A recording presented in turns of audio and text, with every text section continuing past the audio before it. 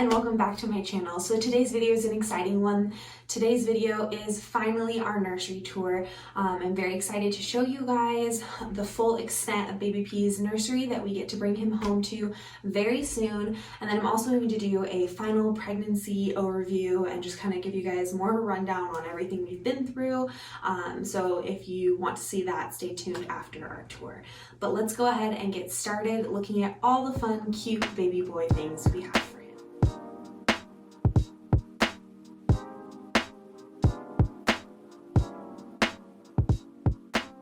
So let's start over here. So this dresser is from IKEA. I love their furniture. I think it's really good, especially if you can handle putting it together, which honestly for us, that is a blue job. My husband is amazing at putting together IKEA furniture. He's done it more times than he'd probably like to admit. But yeah, so in here I have like his 3 to 6 month clothes. Actually, these are his 0 to 3 month clothes. And then over here is our preemie, kind of our smaller drawer. We have all of his hats and his cute little socks. I did pick these up for him to match Baby P and Gracie. I'm super excited about that. And then below that is our 3 to 6 month. And then in this drawer over here, we have our even bigger clothes. Most of these were all hand-me-downs from my best friend who has twin boys. This drawer just has extra diapers, shoes that are going to be a little too big for him still, some swaddles. And then this drawer is just cloth diaper inserts, bags, and an extra baby monitor. So fairly organized, but not stellar. I try. And then over here is just a little wall hanging. I picked this up from Hobby Lobby, and I just have some copper pearl swaddles on here, my wild bird ring sling, and some teethers. He usually has more swaddles hanging on here, but they are in my hospital bag, which you can check that video out. I will link it. And then over here, I'll show you kind of our decor on the wall. These baskets that hold his diapers and wipes. I have some preemie and newborn, and then just some wipes here are from Target. These little envelope holders are from Hobby Lobby, and they just kind of have all of your diapering necessities. The mirror is from Hobby Lobby, and then I added some greenery also from Hobby Lobby. We picked this up at a little boutique downtown in Casper. My mom actually picked that up for him. I just loved it. I loved just the kind of craziness of it and the greenery. And then I actually painted this little rainbow for a little rainbow baby. I painted this. And then these are actual real elm tree leaves. So that's just a little bit special. He is going to be just an early holiday baby. So Gracie picked a little Christmas tree out for his room. And then this is from Hobby Lobby as well. All right, so we will move on to his crib area. This is a mini crib. This was a hand-me-down from our best friends. We are so thankful that we have the opportunity to borrow this from them. It's very cute, and we love it. It's great size. And eventually we will move him to a floor bed like we did Gracie. Inside of it, I just have his little Slumberkins Lovey, his DockATot, and then just this super soft blanket from Amazon. And then this is a special blanket that was handmade for him by his great grandma, my grandma, and Gracie has one that's the same pattern but different colors. Our curtains on both windows are just from Amazon, and then we made the tie backs with the natural ball beads, and then we have blackout blinds so that he can sleep. Wayne's View camera is the best. We have them in many places in our house. They work amazing for just monitoring, and you can use them with your Amazon Echo and devices like that, as well as your cell phone. We got a used recliner that is a rocker, and it reclines strictly because I am having a C-section, so it'll be really comfortable for me to sleep in and nurse in. And then the blanket is from Sam's Club. The Raydon pillow is from Marshall's. Our little side table over here is actually an antique, and it is from my grandma, so it's very special to me. And then we have our little Echo Dot for white noise and all the other goodies that it does. Lamp is from Walmart. All of our decor on the walls are from Hobby Lobby. Then we have our little Jolly Jumper bassinet rocker. This was a gift from my parents. And our Moses basket, and this is the Tadpoles Moses basket with the insert, and I also have a Snuggle Me in there. It doesn't fit great, but it looks cute in there for now, so I know that I'll end up taking it out and just using it as a lounger. We have the Four Moms Mongaroo. I actually purchased this used for a really great price, so if he doesn't use it, I'm not super sad. We have a regular swing downstairs as well, and then our decor on the wall, also from Hobby Lobby. Finally, he has his closet. It's actually pretty empty. It's just storage of like the extra car seat base and some older toys for when he gets a little bit bigger. But I have a video I will link below of my husband and I creating these bib holders. So these are all his cute, adorable little bibs with a sweet little sign. And then this is just kind of a book area that's really important to me. Gracie has an area like this in her room too, and it's just very special. We really enjoy reading and books. So this whole dresser is just full of little board books for him when the time comes. So that is the end of our nursery tour. And if you're interested in hearing my full pregnancy overview, then just keep watching. But if not, thank you for watching our nursery tour. Okay, so as my pregnancy comes to an end, it's bittersweet, a little bit more sweet than bitter, honestly, because it has been so hard, but a little bit bitter because it is for sure our last baby. But we are just so grateful, and I just want to preface everything I'm about to say with that we are so thankful that we are able to have this baby and that we got pregnant. Anybody who knows us knows that that journey was not easy either. But I just know that there are plenty of people who are still waiting for their little miracle, and I don't want to seem ungrateful just because I had a hard pregnancy. So that is just my little pre-warning. And all this pregnancy has been very, very, very difficult, and I'm not saying any of this to complain or to get sympathy or anything like that. The only reason I'm sharing it is for other people who may go through the same thing as me or not know how to ask for help when they are feeling like similar to how I have felt this pregnancy. So yeah, so when I was very first pregnant, I knew that I was pregnant because I was sick. Immediately, and I mean like days before I even got a positive pregnancy test, like I didn't take any tests or anything like that, but like days before I got a positive pregnancy test, when I would have been, I'm talking a couple days pregnant, I was already getting sick. We were over at a friend's house and we got dinner, and I like had to run from their table to get sick. And that is actually what made me think, hey, I should take a test, because this is just kind of weird to be this sick randomly, but not, you know, consistently, like it wasn't a flu. And then we kind of went about life and found out we were pregnant, and that was great, and we were excited, and I was kind of sick, but it was the first trimester, so it really didn't seem out of the ordinary. I had an OB appointment and everything looked good, and so we were just kind of like, all right. And then we went to Rio Dosa for my uncle's wedding, and I was sick the entire time we were there. Every single thing I ate pretty much came right back up. I was at the end of my first trimester, so it was kind of like, maybe it's just taking a little while longer. I was like 14 weeks. So I was like, well, it'll be okay. It'll end. It'll get better. I did get sick almost every single day that I was pregnant with Gracie, but nothing like this. And when I went back to the OB, like 2 days after we got home from that trip, I had lost 12 pounds in like a 3 week period, 2.5, 3 week period. And they were like, that's a little bit concerning. I was not feeling very good. I was super emotional, and they decided to go ahead and send me to the hospital. So I was admitted, given some medicine, fluids, kind of all that jazz, just to kind of try to see if we could get a hold on it. From there, I started doing bi-weekly IVs that then ended up going to being 3 IVs a week, just to keep me hydrated and give me a little bit of sugar, because I was just consistently losing weight, like 2 to 3, sometimes 4 or 5 pounds at every single appointment.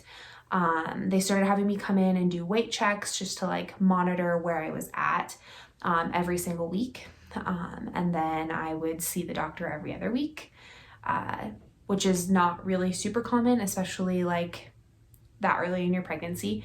I was also getting ultrasounds almost every single appointment, just to kind of check on things because I was high risk with Gracie with the preeclampsia. They just were watching me very closely to make sure that everything was doing what it needed to do, as well as the fact that baby boy was continuing to grow despite the fact that I was consistently shrinking.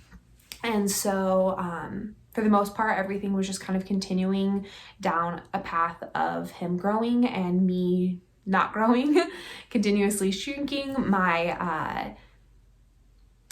then at, I think I was probably 28 weeks, I had officially lost like 15% of my starting body weight.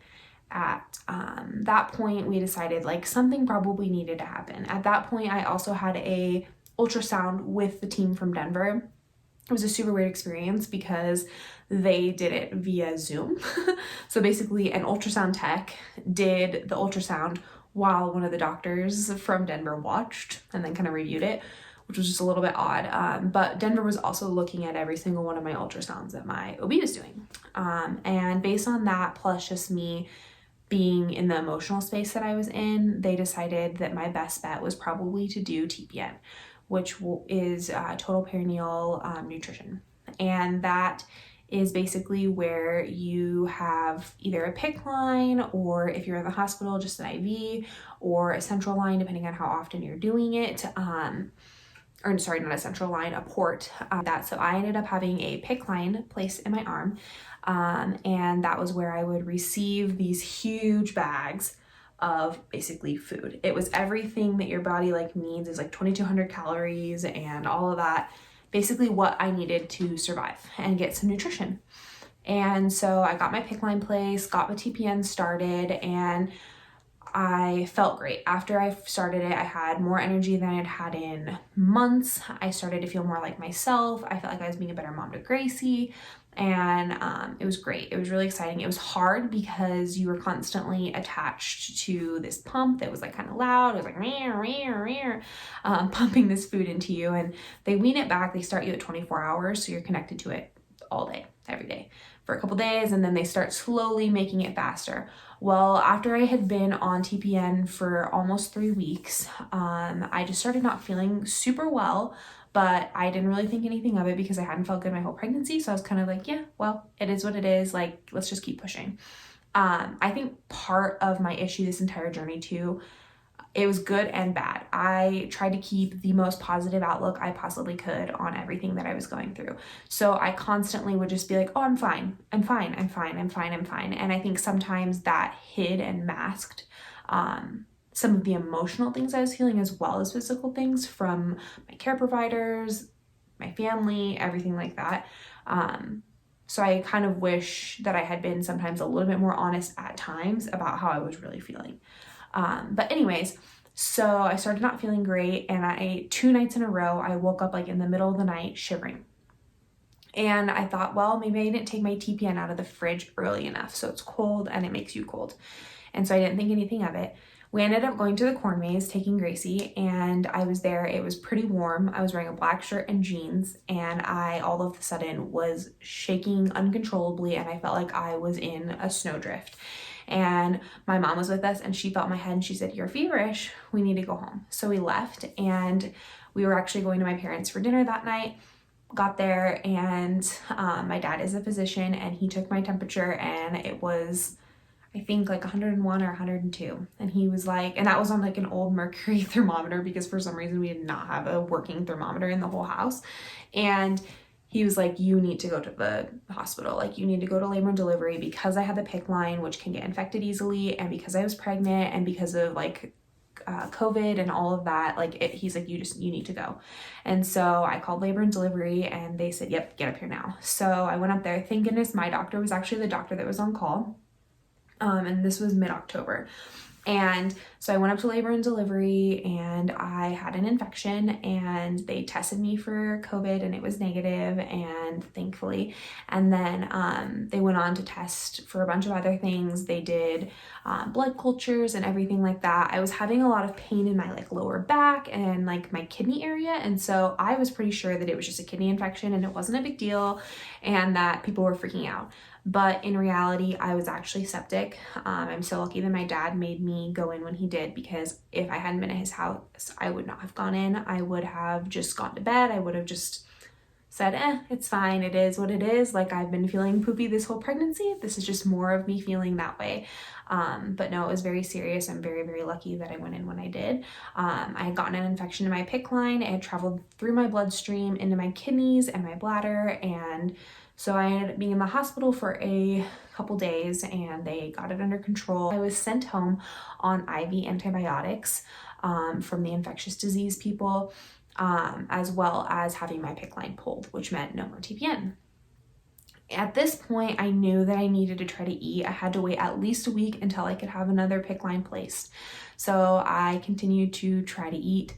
Whereas when I had been on TPN, I really wasn't eating anything because there was no point. It would come back up and I was getting really what I needed from the TPN. Except for the fact that you don't feel full when you're on TPN. So I constantly felt hungry. But I knew I needed to try to eat for me and for baby P. So I started trying to eat. And for the first time in my pregnancy, I was able to keep small amounts of food down at specific times of the day. So I was ecstatic. I was able to keep down like the most dry 1 piece of cheese grilled cheeses at night right before I went to sleep. And I was the happiest I've been in months. And so Corey was making me grilled cheese every single night. And I was able to kind of keep them down. At this point, I had also then gained back like a couple pounds. So we were feeling good. The TPN obviously is a lot of liquid too, so it's kind of hard to like judge how much of that was liquid and how much of it was actual like quality weight that I was gaining back. But as I was eating, I lost a couple pounds, but really like I lost back down a couple pounds, but I was also maintaining a little bit better. So my doctor said, you know, like, it's up to you. Do you want to try TPN again? Or do you want to continue to see if we can make this work with you eating this way? And I said, let's continue this way because I don't want to risk another infection, like at this point. And I was, I think at that point, like 32 or 30, I think it was 33 weeks pregnant. And so I was like, you know, like, I don't know. And at that point too, my blood pressure had been slowly rising, and my doctor kept saying, I think that preeclampsia is going to be the reason why you are going to deliver. I think you're going to deliver early. Like, so basically I was in my brain thinking, why would I risk another infection when I could be having this baby at this point any day?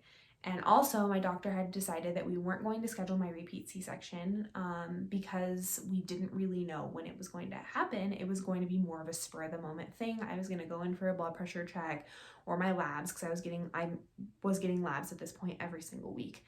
And then we were just going to decide it was time to deliver. And so that was hard for me because when you are miserable, you can't eat, you can't really sleep very well because you feel super hungry and sick. Then I didn't have anything to look forward to. Like, I could look forward to my due date, but like hearing, well, you're not going to make it that far anyways, and usually they schedule a C-section a week early anyways, it was just really hard to not have something to count down to. And I honestly didn't believe that I emotionally or physically could make it all the way to that 39 weeks. And so I was just really struggling with my mental health. And I did end up staying on my antidepressant and my anti-anxiety medication this entire pregnancy, and I'm really glad that I did. However, I was still getting into a darker and darker hole. And then as I just kept going, it just kind of kept being one of those things where I was like, all right, we'll see you next week. We're just going to keep chugging. All right, we'll see you next week. And I was like, at what point do I know that I get to be done with this? Because I was just so incredibly miserable. And then when I was like 35 weeks, 34 and 5, I think, almost 35 weeks, I had every 4 weeks I was getting a growth ultrasound, which is where they specifically measure the baby to see their specific growth compared to previous growth ultrasounds. And he had grown, but not a lot. And his percentile was slowly dropping. He had been in like the 46th percentile, then the 32nd. And then by that growth ultrasound, they said it was the 17th. And I was like, that's a little bit stressful for me that he is clearly like falling behind. And so I started to worry about that too. And then I ended up passing out, and we were slightly concerned that it could have been from preeclampsia symptoms because it's just really hard to tell with everything that was going on. And so I ended up having to go back to labor and delivery, and that was 2 weeks ago. And they ran labs and everything looked the same. So it was nothing with the preeclampsia. It was just strictly a low blood pressure issue,